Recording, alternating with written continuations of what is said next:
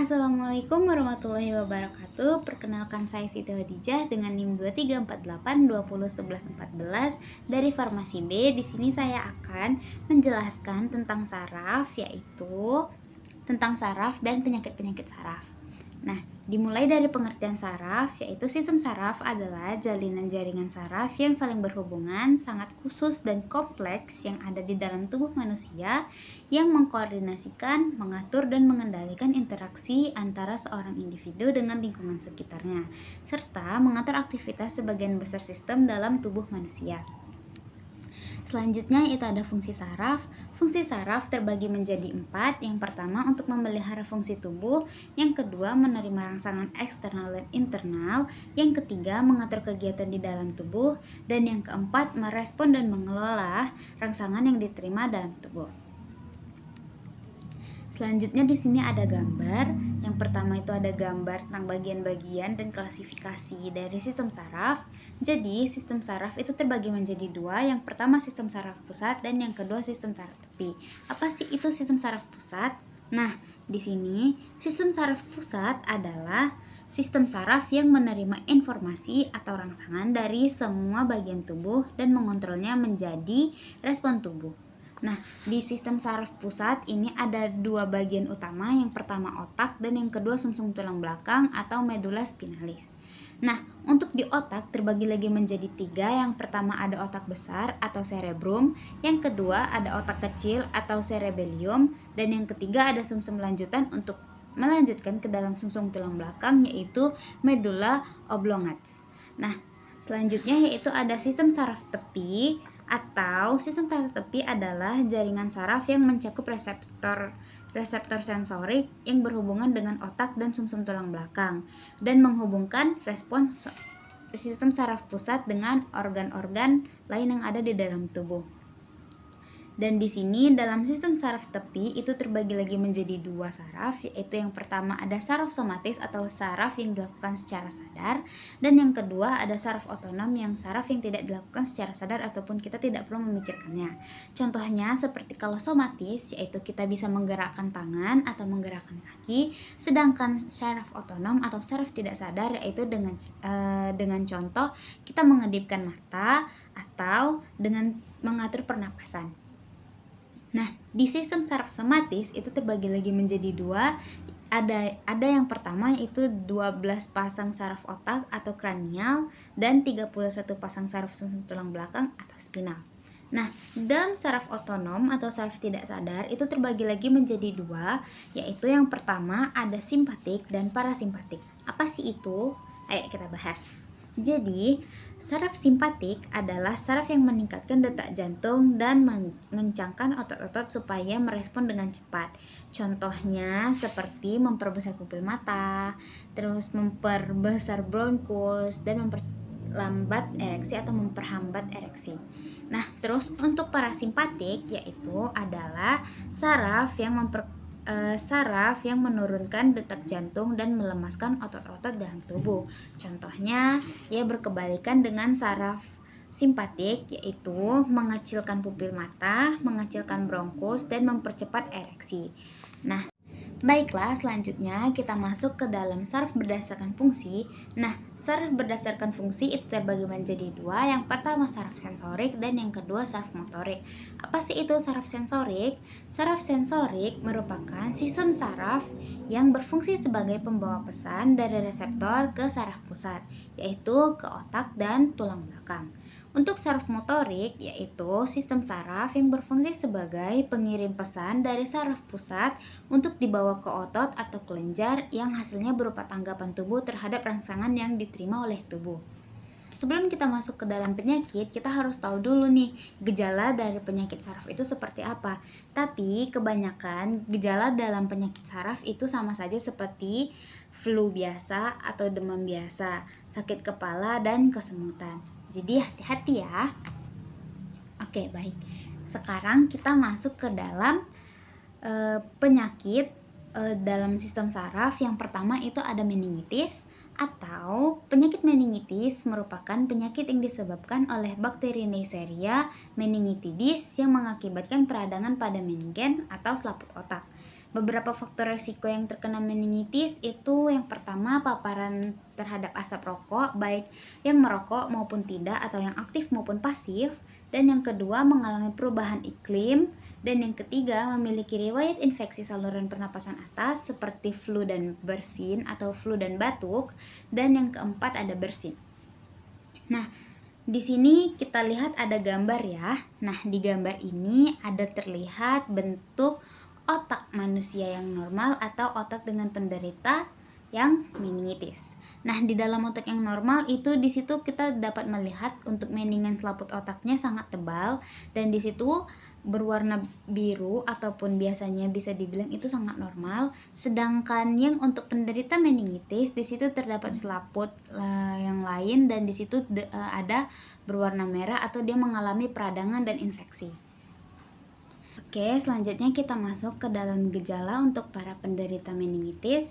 Yang pertama merasakan flu, yang kedua leher menjadi kaku, yang ketiga merasakan sakit kepala, yang keempat yaitu merasakan demam tinggi, yang kelima mudah kejang, yang keenam merasakan mudah mengantuk, dan yang terakhir yaitu sensitif pada cahaya. Nah, untuk pengobatan lebih lanjutnya yaitu bisa minum obat-obatan seperti asiklovir untuk antivirus, dan untuk pencegahannya yang pertama itu melakukan gaya hidup sehat seperti makan makanan yang bergizi dan melakukan olahraga rutin, istirahat yang cukup, dan berhenti untuk merokok, dan menjaga jarak dengan orang yang kena terinfeksi, dan mencuci sayuran dan buah hingga bersih, dan yang terakhir yaitu memakan masakan yang dimasak hingga benar-benar matang. Baik, selanjutnya kita masuk ke dalam penyakit yang kedua yaitu epilepsi. Apa sih itu epilepsi? Jadi, epilepsi adalah penyakit yang membuat penderita mengalami kejang-kejang tanpa adanya pemicu atau penyebab pastinya apa. Untuk beberapa faktornya itu bisa jadi karena yang pertama kerusakan pada saraf otak, yang kedua karena adanya gangguan perkembangan atau pertumbuhan pada dirinya atau saraf, dan yang ketiga mengalami cedera pada kepala akibat kecelakaan, atau yang terakhir yaitu terkena penyakit menular seperti HIV atau AIDS. Nah, selanjutnya itu ada yang namanya gejala epilepsi. Gejala-gejala yang dirasakan oleh penderita epilepsi yang pertama otot menjadi lebih kaku, yang kedua gerakan yang menyentak pada kaki dan tangan dengan waktu yang tak nentu, terus yang ketiga yaitu tatapan kosong karena melihat dalam satu fokusan saja atau melihat benda dalam fokus yang lama, lalu mengalami kejang atau tremor yang tidak beraturan. Nah, epilepsi ini merupakan penyakit dengan pola aktivitas listrik di otak yang berlebihan. Jadi, untuk pengobatan secara lanjutnya yaitu yang pertama bisa kontrol ke dokter, yang kedua minum obat-obatan untuk menghilangkan kejang, dan melakukan aktivitas gaya hidup yang lebih sehat. Baik, kita masuk ke dalam penyakit yang ketiga dalam sistem saraf yaitu ada Bell's palsy. Apa sih itu Bell's palsy? Bell's palsy yaitu adalah penyakit dengan kondisi lumpuhnya saraf wajah yang diakibatkan oleh peradangan dan pembengkakan saraf yang mengontrol otot pada satu sisi wajah saja, yaitu dengan nama saraf ketujuh atau saraf facialis. Nah, beberapa faktor resiko Bell palsy yaitu yang pertama adanya terkena paparan udara dingin yang berlebihan, yang kedua berat badan yang tidak ideal juga dapat mengganggu, dan yang ketiga ada penderita diabetes, dan yang keempat mengalami infeksi saluran pernapasan atas seperti flu dan bersin.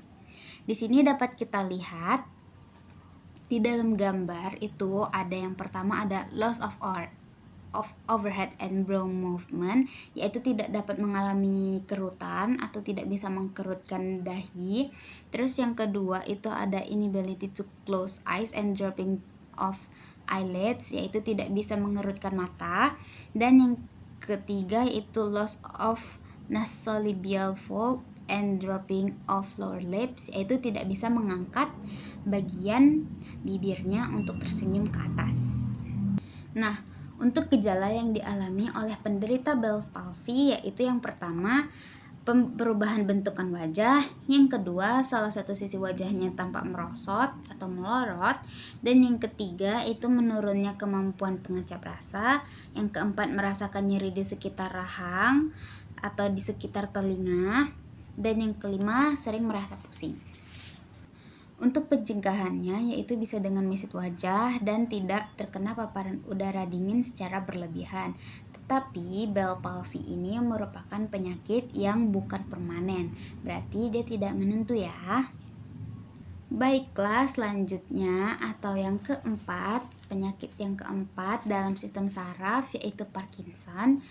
Parkinson merupakan penyakit di mana terjadinya penurunan fungsi pada otak dalam mengontrol gerakan tubuh, mempertahankan posisi tubuh, dan kesulitan untuk menghentikan gerakan. Nah, bisa kita lihat di dalam gambar, di situ adanya fungsi penurunan dalam otak atau sel dalam otak yang mengalami penurunan atau selnya yang secara tidak sehat bisa mengakibatkan tremor di tangan, di kaki, ataupun di seluruh badan. Untuk gejala dalam penderita Parkinson, yang pertama itu mengalami tremor, yang kedua mengalami rigiditas atau kaku sendi sehingga tidak leluasa dalam menggerakkan tubuh, dan yang ketiga ada akinesia atau bradykinesia atau gerakan yang melambat pada penderita Parkinson, seperti contohnya untuk kedipan mata, yaitu dengan normalnya biasanya 15-20 kali kedipan dalam 1 menit, tetapi pada penderita Parkinson mereka bisa mengedipkan mata hanya dengan 5 atau 6 kali dalam 1 menit. Lalu mereka juga mengalami gejala postural instability atau kesulitan untuk mempertahankan posisi tubuh dengan baik, yaitu seperti mudah jatuh ataupun miring gitu. Nah, untuk pengobatannya yang pertama itu bisa melakukan fisioterapi, yang kedua melakukan kontrol dan minum obat dengan secara teratur. Contoh obatnya seperti levodopa. Selanjutnya, untuk pencegahannya yang pertama untuk menjaga kesehatan mental, yang kedua kurangi konsumsi alkohol, yang ketiga hidup sehat dengan olahraga teratur, tidur yang cukup, dan makan makanan yang bergizi, serta sering melakukan senam otak dan hindari dengan rokok. Oke, selanjutnya kita lanjutkan dengan penyakit yang terakhir atau contoh terakhir dalam penyakit sistem saraf yaitu Alzheimer. Nah, penyakit Alzheimer merupakan penyakit gangguan otak yang dapat menyebabkan otak itu menghilangnya kemampuan intelektual pada seseorang. Contohnya beberapa faktor risiko Alzheimer yaitu yang pertama karena bisa jadi karena usia, yang kedua karena pembawaan genetik, yang ketiga karena gaya hidup yang tidak sehat, yang keempat karena penderita hipertensi, kardiovaskular, dan hiperkolesterolemia. Di sini kita dapat melihat dari gambar ya, untuk otak manusia normal dengan otak penderita Alzheimer itu sangat berbeda. Yang pertama itu kita bisa melihat bentuk otaknya sedikit lebih mengecil dibanding otak pada manusia biasa, terus mengalami pengkerutan ya. Lalu untuk hipokampusnya, yaitu untuk mengingat memorinya, mulai lama-lama terasa lebih kosong dibandingkan dengan otak pada manusia biasa. Nah, selanjutnya yaitu untuk gejala-gejala pada penderita Alzheimer.